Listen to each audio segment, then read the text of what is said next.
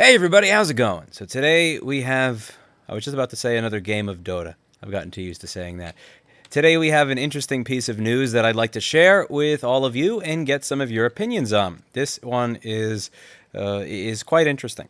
So this has to, I really do want to focus on the repair aspect of this and what you would do as a repair shop owner more than the politics of the actual issue. I realize that by saying that everybody's going to focus on the politics of the issue, but it is what it is. So this is a news article that someone sent me today and asked, what do I think about it?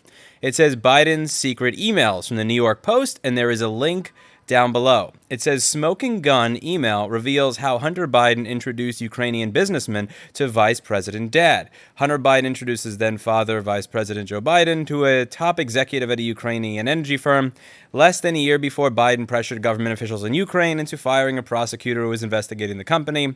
Blah, blah, blah, blah, blah. And I will let you read the entire article if you wish to read the entire article. What I'm focused in on here is one particular part when they're discussing what was going on, where it says the computer was dropped off at the repair shop in Biden's home state of Delaware in April 2019.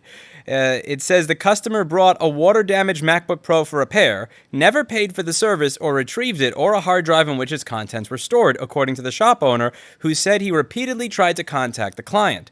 Now, there is quite a bit of raunchy data on here that seems to belong to Hunter Biden, and the most interesting here of all of the stuff that's going on in all of these emails is there's one particular email where it says over here, we urgently need your advice on how you could use your influence to convey a message or signal to stop what we believe to be politically motivated actions, bearing in mind the following. I repeat, they sent to him, we urgently need your advice on how you could use your influence. To a person who was the son of the vice president, who was getting a stupid amount of money per month from this energy company. This is an email that was on this machine. Now, this has sparked an incredible argument here regarding what happened here. So hey, I fix liquid damage MacBooks. I'm a repair shop owner. What do I do? So someone reached out to me and asked me how, under what circumstances do you look through user data, and would you do something like this? Is this something that MacBook repair shops do? And I think that that's an excellent question, so I'd like to read you the reply that I sent to that person who emailed me. I'm going to paraphrase a little bit of it just to make it, just to make it a little bit more clear. So I said, when doing data recovery, what you do is you look through the data a little bit if you're doing data recovery, but only enough to know that you did a successful data recovery. Allow me to explain. So let's say I do a data recovery, and then I tell you, you can come pick it up. You're concerned about data privacy, so I'm not going to go through the files at all. I don't look through anything. You come to the store, and you try to open your files. The .doc file you're trying to open is corrupt and doesn't open. The JPEG files are corrupt and only show you 1/3 of the picture, and then the client yells at me. They say something along the lines of, I came here from Brooklyn on the train, all the way from Brooklyn, and you didn't get my stuff. How dare you? And, best case scenario, they berate you in a demoralizing manner in front of your other customers. Worst case scenario, they demand their stuff back and don't pay you. At this point, one's care for full data privacy can be outbalanced by the desire to not be screamed at by an angry customer. So usually when a data recovery is done, opening 1 or 2 or 5 files on different parts of the drive to see that the recovery worked so you don't make an ass of yourself when you do your initial presentation to the customer is a customary thing to do. Usually for data recovery, let's say open 1 or 2 files, see if what you got is usable. You're not going to stare at it, you're not going to read through it, but it's like, okay, this opened. Then you contact the customer for a remote session if it's a data recovery where they can view the data and determine if it's successful, and at that point they can come to pick up. Some find this repulsive, but it works. We're not reading details or focusing on pictures or reading through it. We're looking to see that what loads is not a corrupt mess. This is only when it is for data recovery. That's when it's specifically a hard drive data recovery we're doing on a machine. Now, if we're doing a liquid damage repair, here I don't look through the data at all, because when it comes to liquid damage, in my experience, besides one time where the hard drive is what got liquid damage, which never happens, you either have the data or you don't.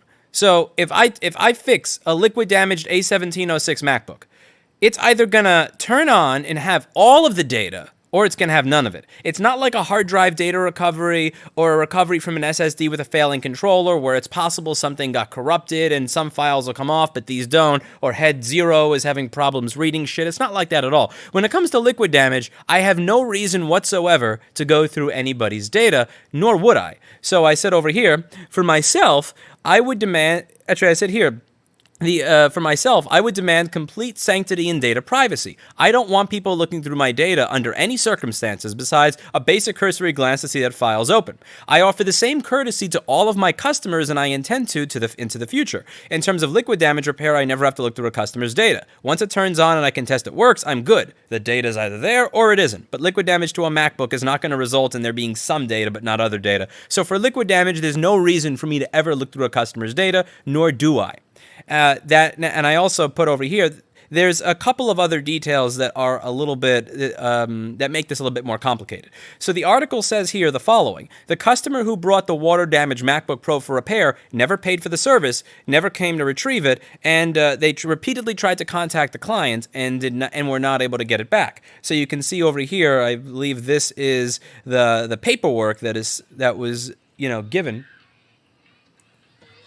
What the hell is that?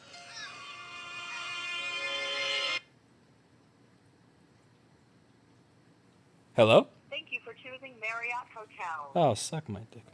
And so over here it says that they signed a basic form here, and I imagine that this form has a lot of the basic contract that I do. So my contract says if you don't pick up after 45 days, then it's no longer yours. It's now my computer.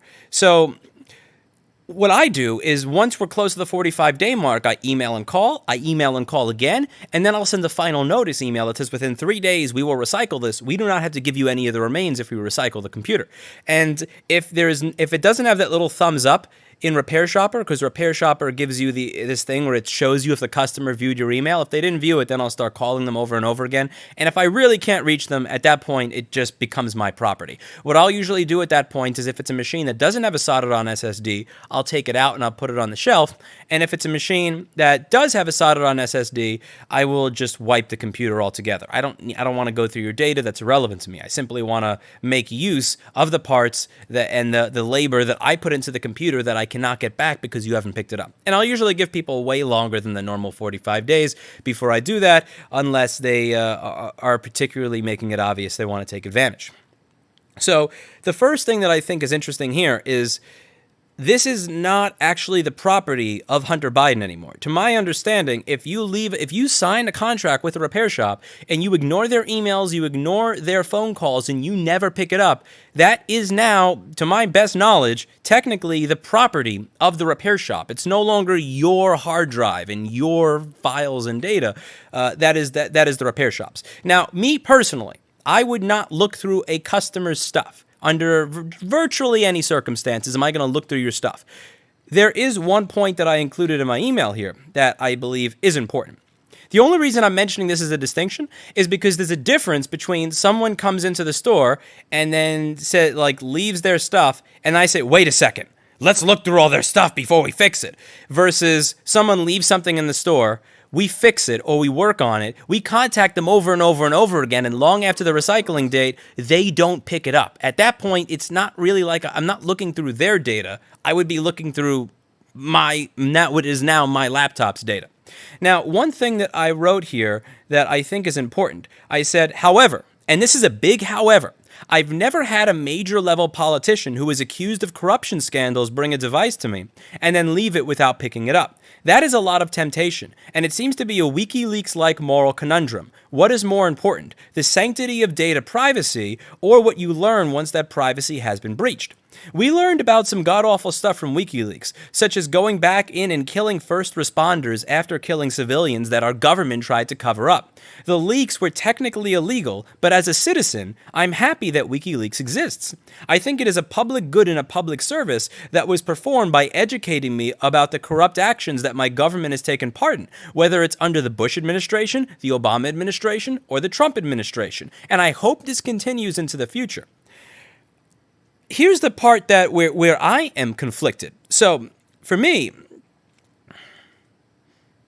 for me, when it comes to my own customers, regardless, I've had celebrities as customers, I've had famous people as customers, actors and actresses as customers, and they've wanted data recovery. I never go through their shit, ever, under any circumstances. I'm not going to go through your stuff. But I most certainly am not going to share the stuff after recovering it. I'm not going to do that. I'm definitely not going to share it, much less even go through it. But at the same time, I'm happy that Edward Snowden leaked what was going on. And I'm also happy that WikiLeaks releases what they do.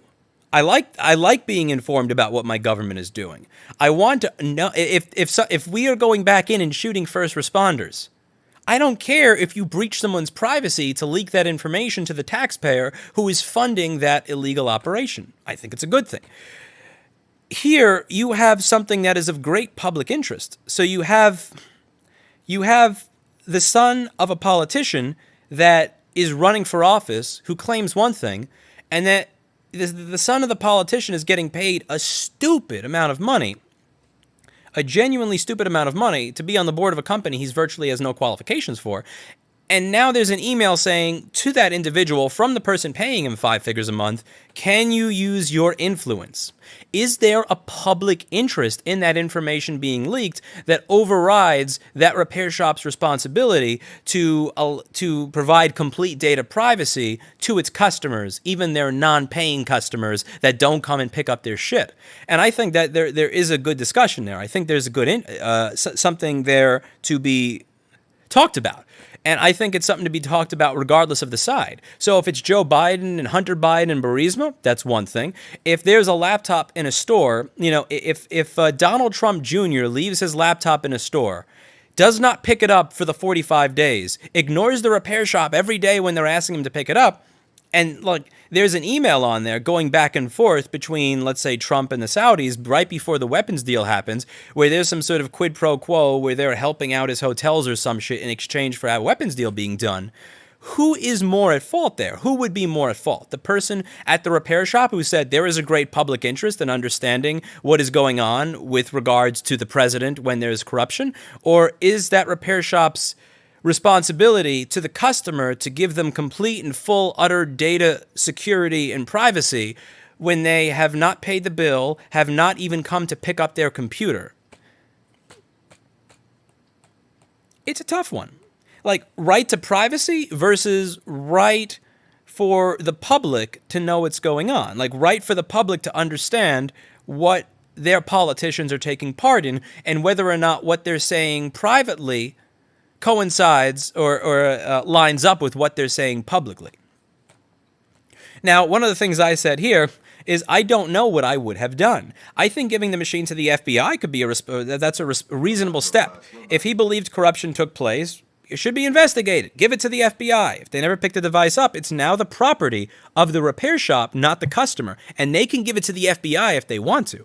However, giving it to Rudy Giuliani's attorney seems like some really partisan shit, and that does raise me some red flags there. If he had simply taken the laptop and said, wow, and just said, FBI, have at it. Department of Justice, have at it. That's one thing. Giving it to the ex-mayor's attorney of New York City, that's kind of weird. That's kind of weird. That's kind of weird.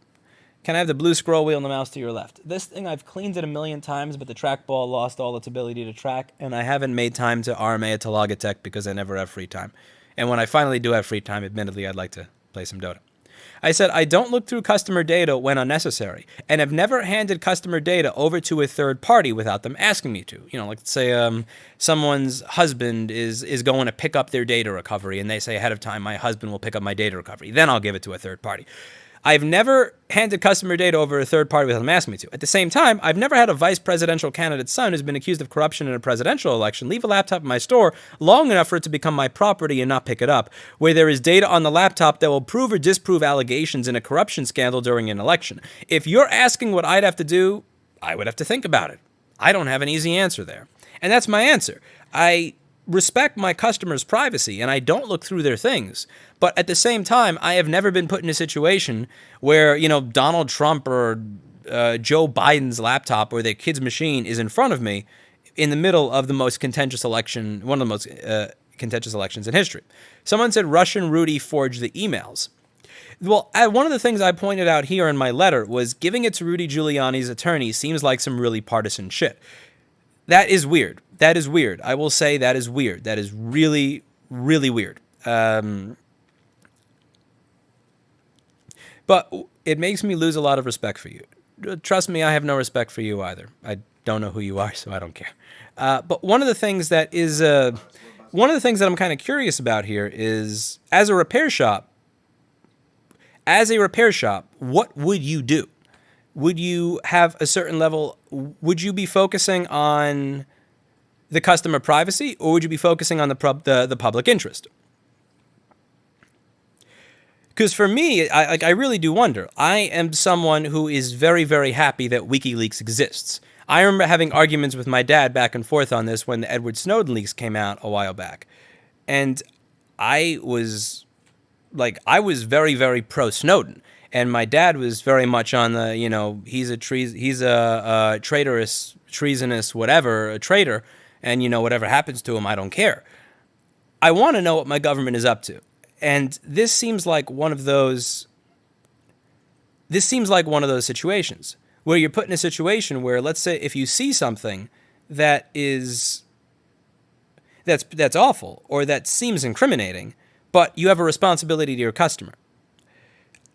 Here, for me, I think a part of it that a lot of people don't get is that the laptop was left long enough that it no longer belonged to the customer.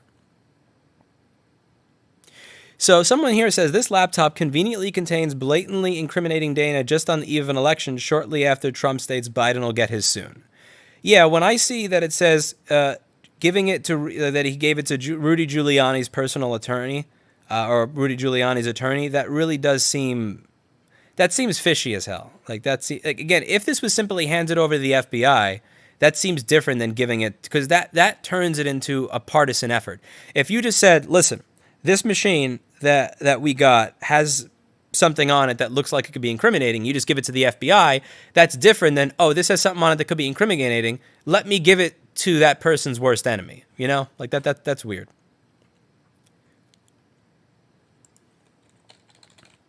I don't know. Trinit Vincere did not even listen to the end of my thing before he said he lost respect for me. So I really don't have respect for you or people like you that don't even bother listening. I actually don't care.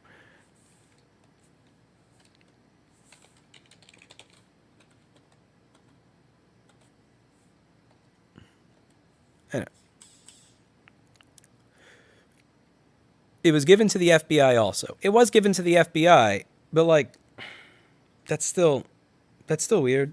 This is Marriott Hotels. If you don't claim your free room in 45 days, it will become our property. I've been getting a lot of scam calls over the past year, and it's getting very annoying. Repair shop getting voted off, acting sus.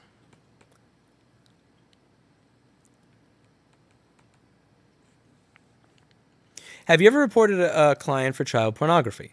No, but I've never recovered child pornography. However, I don't really know because, as I said, we'll open up like 1 or 2 files to see if the recovery was successful.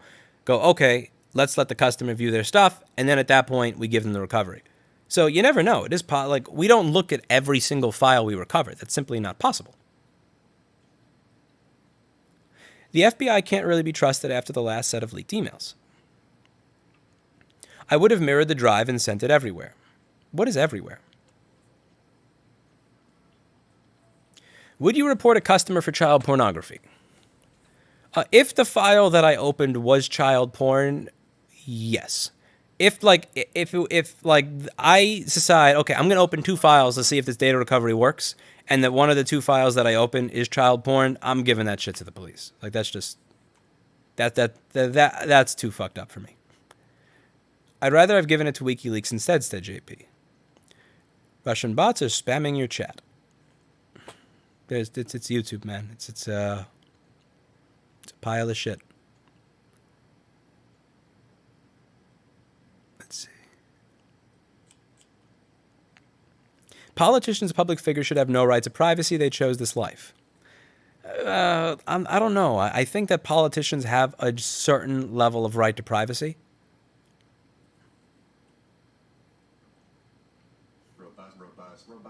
I agree it sounds fishy. Also, hail. I don't know what that is. That's weird, but.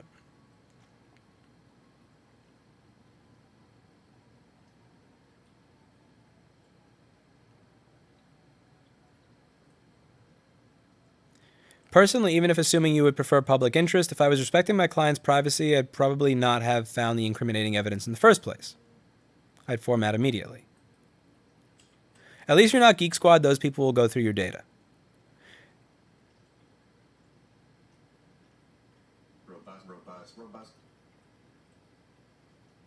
Yeah, just to be 100% clear here, I'm not saying whether or not I know with full knowledge that this leak is real or fake. And that's not the topic of the video. The topic of the video is, as a repair shop, what would you do if you found this? And what is your responsibility to the customer that did not pick up their computer, or is your responsibility to the public interest? The guy who ran that repair shop is a diehard Trump supporter. That is interesting. If it was turned over to the FBI, they would have sat on it and hidden it. I don't know if that's the case. I don't think so. Perhaps I have more trust that the FBI is not a partisan institution than other people do. But I don't believe that the FBI is that hardcore a partisan institution. My right is to the customer because you have zero rights to access customer data.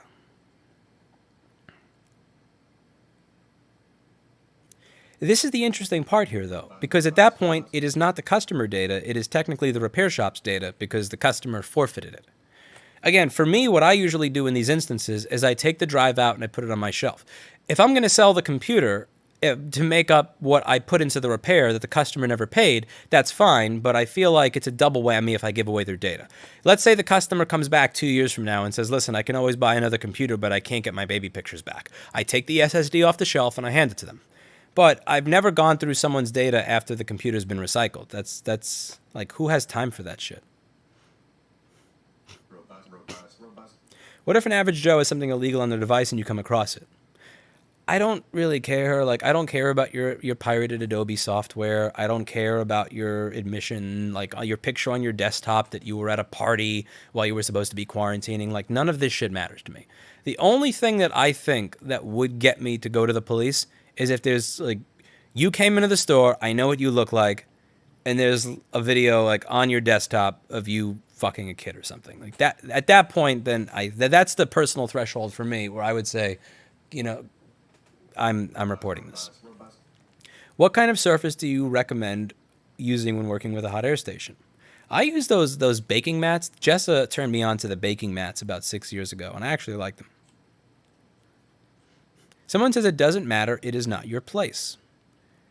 That's the argument. Again, there's a big argument there when it comes to stuff like WikiLeaks as to what is someone's responsibility when they come across incriminating data.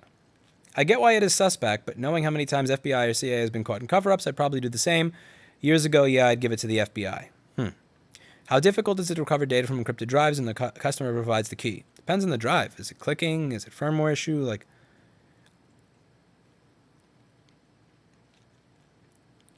what is the public interest? Wouldn't this decision be made subjective based on the values of the shop owner? Also, what if it was an encrypted drive? Well, if it was an encrypted drive, I imagine that you would then need the password from the customer in order to get it, and he was not able to contact the customer, which makes it interesting. Matthew Sprigg says, legal precedent says you are obligated to report criminal information that you uncover, discounting privacy. But, like, okay, is it information that you uncover or information that you dug for? Because, like, you know, you need a warrant to come into my house. So if you find something incriminating in my house, but you came in without a warrant, then that is fruit of the poisonous tree and it gets tossed out. But at the same time, do you need a warrant to go through data on a computer that literally belongs to you as a result of the agreements that you had with the client? How difficult is it to recover data from encrypted? Answered that one already. Anytime you report using the cover of public safety as a safe bet, the police have been doing it for years. The FBI sat on Dennis Hastert's evidence of him raping children for 10 years when he was Speaker of the House, also since this 2019 apparently. I will do my research on that in my own time. So I'm just going to copy and paste that and put it into a different window because I don't know about that, and I'm ignorant about that. Robust. What's really interesting here, for me, one of the interesting things here, Hunter Biden, to me, he strikes me as just one. It's like your standard, somewhat successful or wealthy parent that has a son that just kind of screws everything up. Like, I'm not saying Trump's kids are much better here, but like all he had to do to prevent this shit from happening is just pick up the laptop.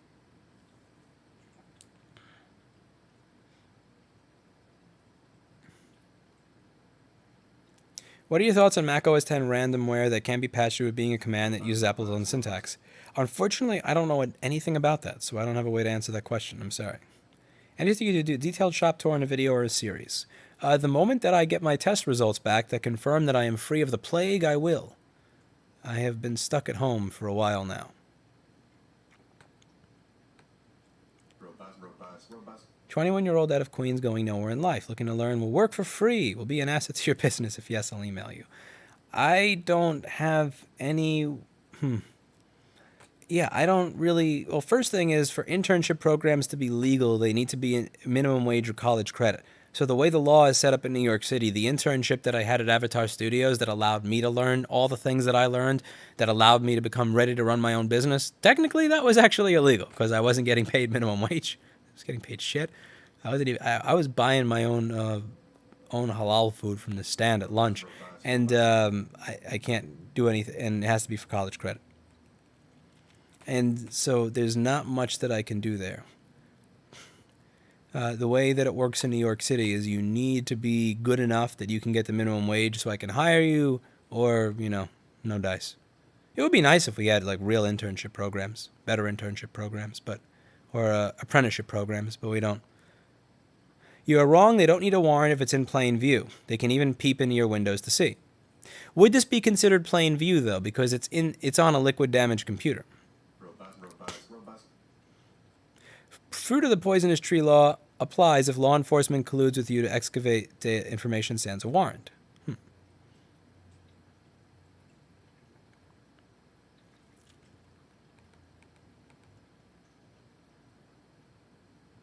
You also don't know about the repair shop. Sees last name or username, eyes light up and digs through it.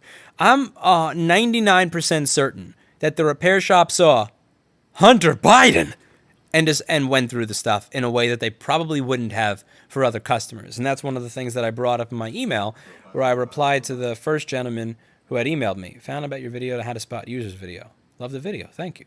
I thank you for watching. Yeah, that's the thing that I went through here, is that I would not go through my normal customers' data. However, I've never had a major level politician accused of corruption scandals bring a device to me and then leave it without picking it up. That is a lot of temptation, and it seems to be a WikiLeaks-like moral conundrum. What's more important, sanctity of data privacy, or what you learn when the privacy has been breached?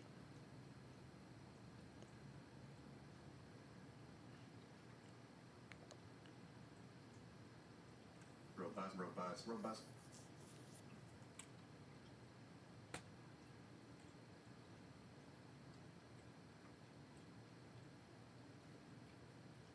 Thank you, VG Moose. Jose says Trump supports in this chat are deep. Well, if you notice, you'll see people saying, Lewis, this is fake, you're clearly for Trump, and then you'll see a bunch of people that are saying that I'm a moron for the fact that I think it's partisan that he gave this stuff to Giuliani. What you'll notice is that what you tend to read in a chat like this is what you notice is going to be based on your political temperament. So you're going to notice what your political temperament makes you want to notice. I'm blatantly aware of both sides of the political aisle that have both called me a fucking idiot and said they've lost all respect for me based on what I've read in my chat right now. And I just ignore it because it's just noise. Let's see. Robust. Don't want to hear anything saying it's fake. Giuliani involved is sus. However, there are very candid bathtub and meth pipe pics of Hunter on it. Yeah, that's the other thing. When someone asks, like, do you go through people's data? Like, do you go through people's stuff? Why would you go, there are certain things that you just don't want to see. And There was, yeah, like, here, I'm gonna, you know what? I'm gonna punish you all right now. You ready? You want to see something? See that? You want to see that? You want to see that? Because that's what you get when you go through people's data. Ugh. Like, don't go through people's data. Don't go through people's stuff. Can you explain to me why the government has the right to tell a person who wants to work for free they can't? That is called a minimum wage law. So minimum wage laws exist because back in the day, companies would move into a town and eventually they would become, like the biggest or greatest company, and they'd be one of the only employers in that town. And because they were the only game in town, what they would do is they would lower their wages to the point where people were working for virtual slave wages. And there wasn't really much they could do about it because they would have to travel. And if you're broke, when you're broke, you can't really travel because you need to set up a new situation. You need to get a new apartment. You need to put down a new security deposit. So if you're in the bottom rung of society, bottom rung of life, you are in some way stuck where you are. And in companies and people who are dirtbags will take advantage of that by paying you garbage. So we created minimum wage laws so that people would be paid something, quote, their fair share. And there's a lot of good reason for that. At the same time, that also means that if you want to work for free, like I did when I was 17, I wanted to work for free because 17-year-old Lewis had nothing to offer Avatar Studios or any of these places. If anything, I was a great liability to them. I was an incredible liability. I broke things. I broke more things than I admitted to my boss at the time because I didn't want to get fired, because I was a scared immature teenager, and I did not know how to act properly in professional settings because I was a fucking teenager. I worked for free because even if I wanted $1 an hour, that would have been too much because I cost them money. So what the minimum wage law does is it means that only the people who are qualified can get hired. The people who are not qualified don't get to learn at all, which sucks. So minimum wage exists to keep companies from taking advantage of people, but it also then has the byproduct that if someone says, listen, I like your stuff, I don't have anything going on in my life, I'd like to work with you for free, that I have to tell them no, because by doing so, I would be breaking the law. And at 1.3 million subscribers on YouTube, I am a little too large at this point to be brazenly breaking the law with people that I unfortunately don't know very well. It sucks, but it is what it is. Any career starting advice for a 21-year-old? Thanks for responding to the last comment. I always sign some with your YouTube content.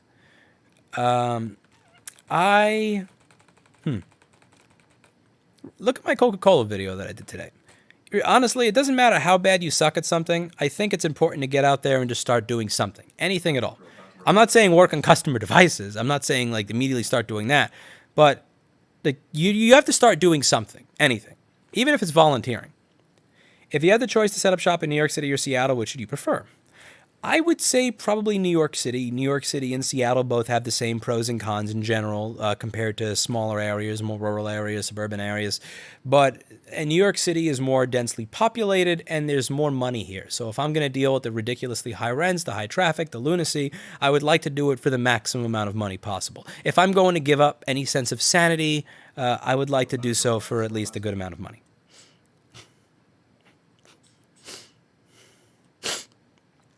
The title is bringing crazy people out in full force. Yes, it is.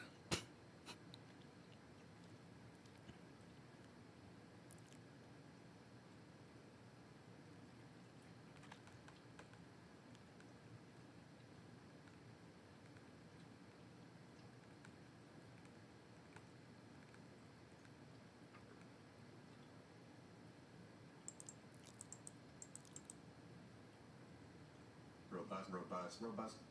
Serious question, which side do you think your ideal side with? Not asking you to support ex-Canada, but which voters do you tend to attract? I don't know. I honestly wind up, when someone says they're a hardcore supporter of either candidate, I wind up eventually pissing them off, disappointing them, or not getting along with them. Because I'll eventually say something that makes them angry with me.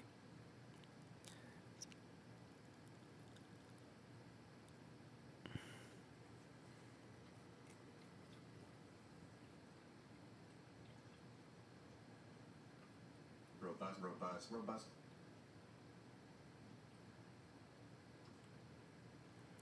What do you think of Purism Librem 5 phone? I am not fully convinced that the people who run the company that make the Librem 5 are really all in it to make a free, quote, like, more freedom focused device, and that they're not fully just riding the wave of people caring about open source and privacy and all of that as a means to make money. I could be wrong, and this is only based on limited information that I've gotten from certain people that I wouldn't want to reveal. And I could be obvious. This is just kind of gossipy type stuff, and could be clearly talking out of my ass. But I don't. Let's see.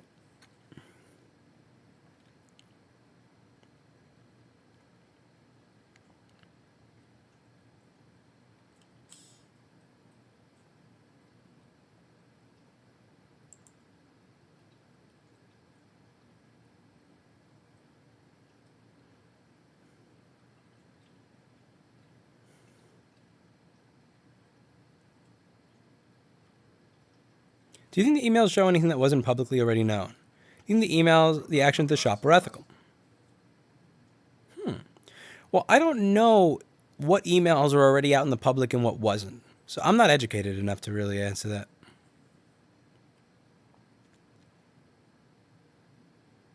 I don't know what I would do, though.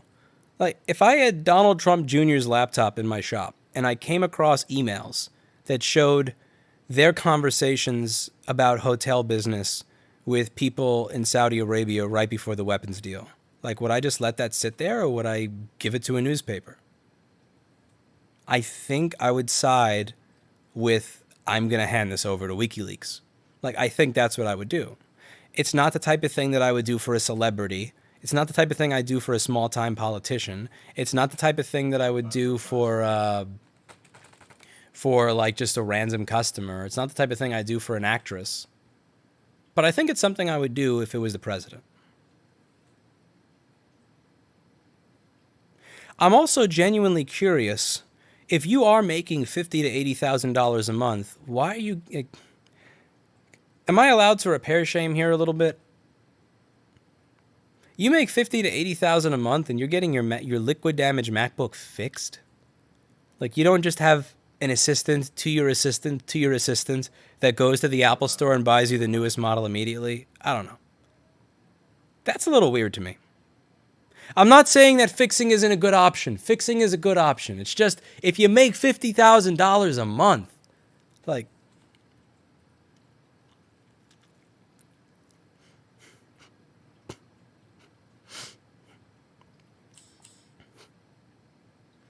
unpaid internships and volunteering are perfectly legal in most places, and so long as the position is made clear at the start, there won't be any problems.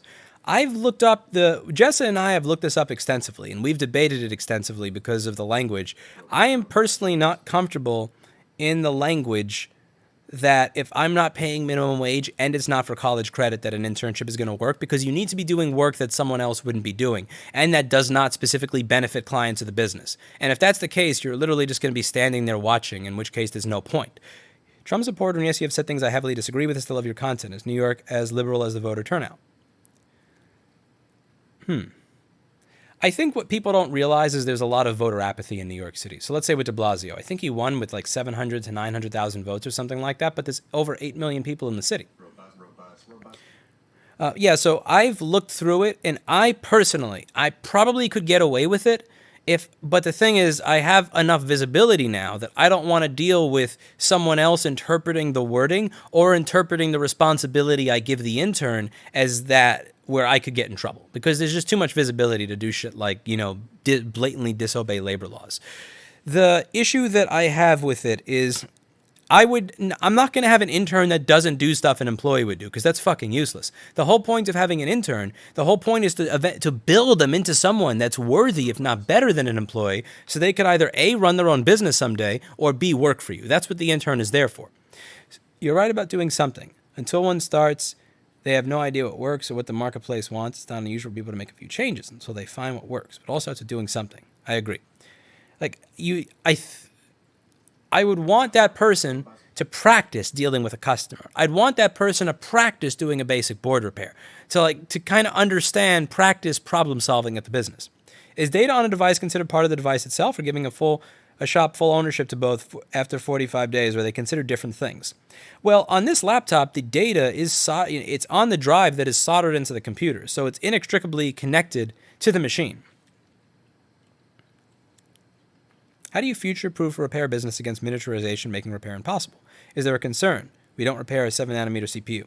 Most of my repairs don't include CPUs right now because CPUs are very expensive, and once you're at the point where the CPU is dead, in addition to it being expensive, using a Zalmau is a long-winded process, so at that point it does tend to go beyond reasonable repair. Most of the issues that we fix now are circuit-related, not CPU-related. So it'll be, like shorted cab, blown-out trace, this, that type of thing. With regards to how do you future-proof it, you just keep up. I'm going to stay on, you just keep following the wave until it tosses you over. Some people got tossed over when they started soldering a QFN chip to the motherboard as a screen backlight driver rather than having an inverter board that you could pick out with your fingers. Other people, you blow 50K about that Coke in garden tools, you need to skip on repair. Point taken. Garden tools. Good job getting around the censorship. I like that. There's let's see. Some people said, okay, I'll replace a QFN chip, but micro BGA and jumpers under them, I can't do that. I'm out of here. So each time repair gets more complicated and more difficult, you have the older generation say, screw this, I'm out of here. I don't see how I can make this work. And you'll see that with, let's say, Eli the computer guy. I like Eli the computer guy. We talk back and forth. I respect Eli the computer guy. I respect what he has on his channel, even when we disagree on things. But he jumped off the ship clearly way before I did. And he said, the devices are getting smaller, cheaper, more miniaturized. This is, and like he saw the death of the computer repair business as we know it in like 2009, 2010. And he's done many videos on it. I think I'm up to like 17 employees, and we have another person that may be starting on Friday. And I can see the stack of boxes going in and going out every day. We've had our nulls after Corona hit, and a lot of people that haven't paid the bill, which is a problem because of the economy. But that is separate from the idea of whether or not the repair business in and of itself is fully viable. Like, the world being shut down and nobody having money for anything is separate from that discussion. But most certainly there is still a market for this. What have I missed? I know I've missed stuff, and I don't want to miss anything. Ah, God, I still have this picture of Hunter Biden's gut on my feed right now. Boo.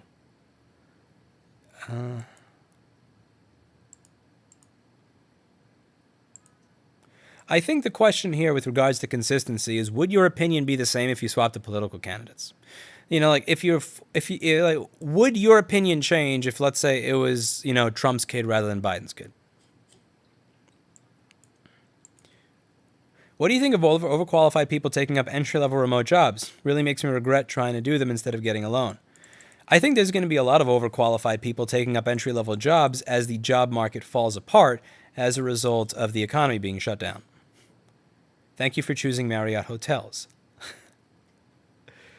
I agree it sounds fishy. It does sound fishy.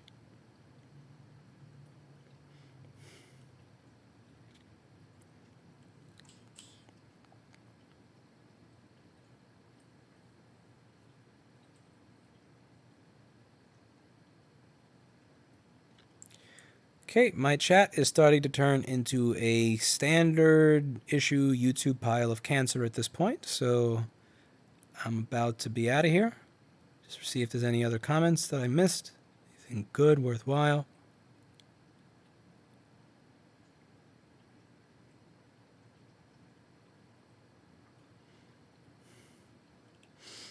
This has mostly devolved into Harambe 2020. You know what? Wouldn't be a bad option.